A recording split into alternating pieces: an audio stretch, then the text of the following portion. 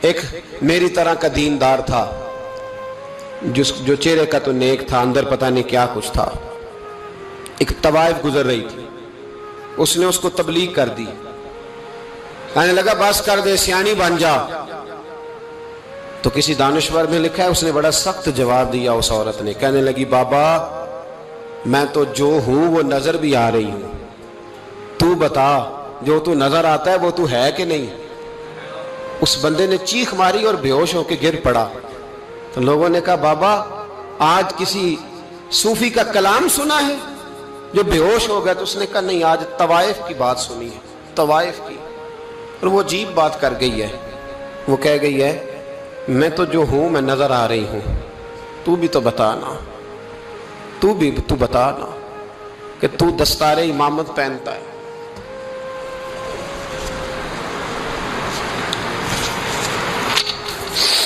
تو بتا، تو جو کہلاتا ہے تو وہ ہے کہ نہیں؟ یہ وقال الانسان ما لہا، یہ راز قیامت میں کھلے گا۔ ہم جو کچھ بتا رہے ہیں نا اپنی زبانوں سے، ہمیں اپنے گناہوں کا احساس ہونا چاہیے۔ ایسا نہ ہو کہ جب سزا ملے تو پھر اس طرح کی ملے کہ دوبارہ کسی کو کوئی منہ دکھانے کے قابل نہ رہے۔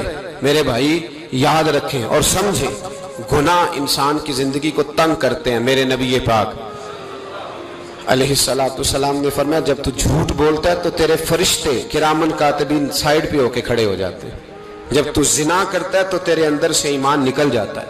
اور نبی پاک علیہ السلام نے فرمایا جب میری قوم میں ناانصافی عام ہو جائے گی تو قتل بھی عام ہو جائے گا۔ اور سن لو، لکھ لینا یہ حدیث دل کی تختی پر، نبی پاک علیہ السلام نے فرمایا جب میری قوم میں بے حیائی اور بدکاری عام ہو جائے گی تو دو سزائیں اللہ دے گا۔ ایک تو جوان موتیں آئیں گی، جوان بچے کچھ بھی نہیں دیکھا چلے گئے، اور دوسری سزا اللہ یہ دے گا کہ ایسی بیماریاں آئیں گی جن کا علاج نہیں ملے گا، ایسے امراض پھوٹ پڑیں گے۔ اگرچہ میں آپ کو ایسی تقریر بھی سنا سکتا تھا جس پہ آپ بہت زیادہ محظوظ ہوتے، پر میں نے اس جمعے میں ایسا موضوع چنا ہے جس کا ہمیں خاص ضرورت ہے۔